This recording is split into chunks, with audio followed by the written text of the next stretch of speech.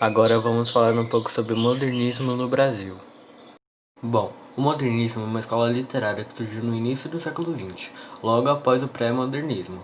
Ele surgiu num momento ali meio conturbado por causa da insatisfação política no Brasil, isso por causa do aumento da inflação, que fazia aumentar a crise e gerava bastante greves e protestos. Esse movimento literário representa a ruptura com padrões e a inovação. No Brasil, ele possui um marco simbólico que é a Semana de Arte Moderna, realizada em 1922 aqui em São Paulo. Também é conhecido como a Semana de 22, e foi um momento marcado pela quantidade de novas ideias e modelos. Como a Primeira Guerra Mundial ela trouxe alguns reflexos para a sociedade brasileira, eles queriam reestruturar o país politicamente, assim também queriam reestruturar o campo das artes, que foi estimulado ali pelas vanguardas europeias, aí que veio a motivação para eles romper com esse tradicionalismo. E foi justo na Semana da Arte Moderna que essa mudança começou. As principais características do modernismo são a libertação estética, a ruptura com o tradicionalismo, as experimentações artísticas, a liberdade formal, que seria um verso mais livre, com uma ausência de pontuação maior, a linguagem com humor, que é um exemplo que você vê até hoje, são as paródias, a valorização do cotidiano, que seria algo mais nacionalista.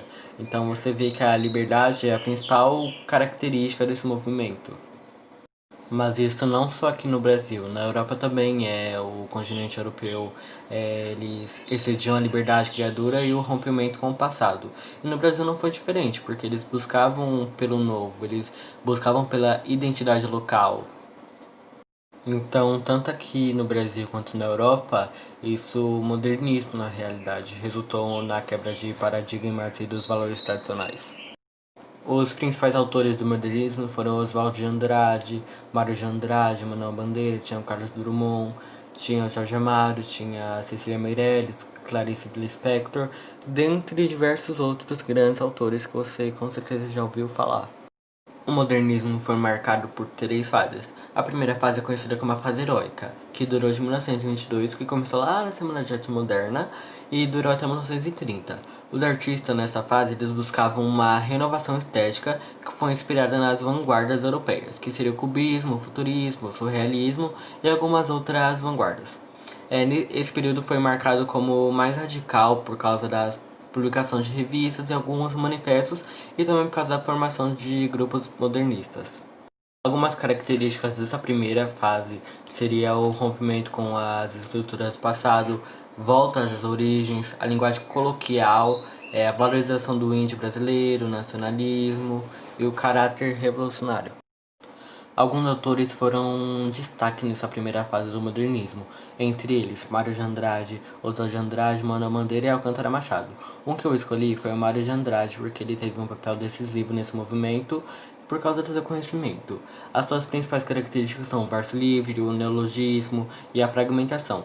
Ele também falava muito sobre sertão, sobre lendas, sobre os costumes regionais e também sobre danças populares. Algumas obras dele também é possível ver injustiças sociais, uma linguagem mais agressiva e mais explosiva. Uma obra dele que é possível ver as características que eu citei é Moça Linda Bem Tratada, que é assim: Moça linda bem tratada, 3 séculos de família, burra como uma porta, um amor, grafino do despudor, esporte, ignorância e sexo, boa como uma porta, um coió, mulher gordaça, filó, de ouro por todos os poros, burra como uma porta, paciência. Plutocrata, sem consciência, nada porta terremoto, que a porta de pobre arromba, uma bomba. A segunda fase do modernismo ela é chamada de fase de consolidação, porque é um momento mais de amadurecimento. Foi um momento caracterizado por temáticas nacionalistas e regionalistas e tinha um predomínio maior na prosa de ficção. As principais características dessa segunda fase são o amadurecimento das ideias que teve lá em 1922, que foi lá na Semana de Arte Moderna. Outra característica são os versos livres, uma poesia sintética, o nacionalismo, regionalismo, a literatura construtiva e politizada. Teve uma nova postura artística, digamos assim.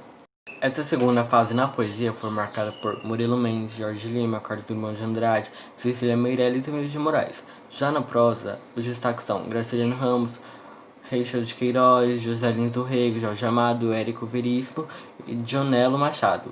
E esse grupo que eu acabei de citar foi conhecido como Geração de 30.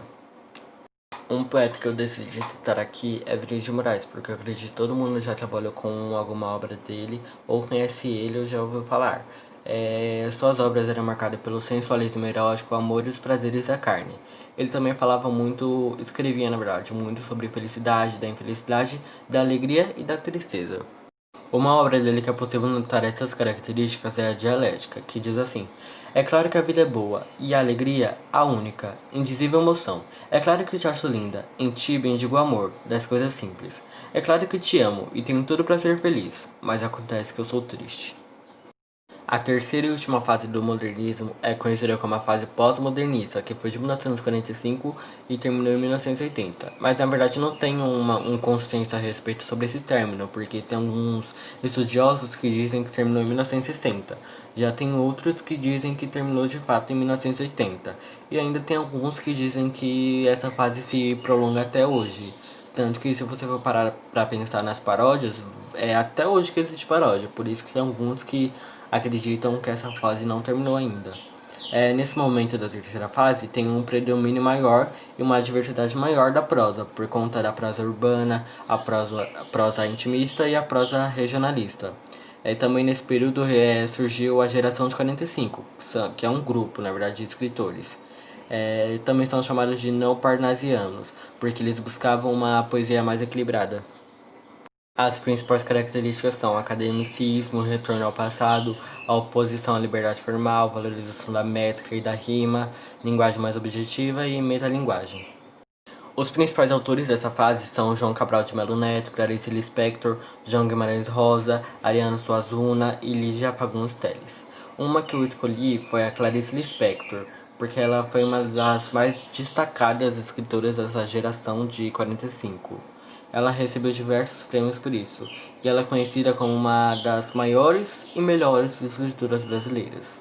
Ela escrevia romance, conto, crônica e literatura infantil também. Ela tinha uma personalidade ali meio forte, mas ela não se importava com as críticas que ela recebia, que eram muitas. Clarice Lispector possui diversas frases marcantes e famosas, e uma delas é: minhas desequilibradas palavras são o luxo do meu silêncio. E uma obra que eu escolhi dela é Mas há a Vida, que é assim: mas há a vida, que é para ser intensamente vivida. Há o amor, que tem que ser vivido até a última gota. Sem nenhum medo, não mata. Chegamos ao final da nossa viagem no tempo pelo modernismo, e aqui estão algumas obras marcantes nessa escola literária. É possível reparar que estamos mais perto do que pensávamos do modernismo, já que a maioria já fez pelo menos duas dessas obras, já reproduziram duas dessas obras presentes, o que é bem interessante de saber.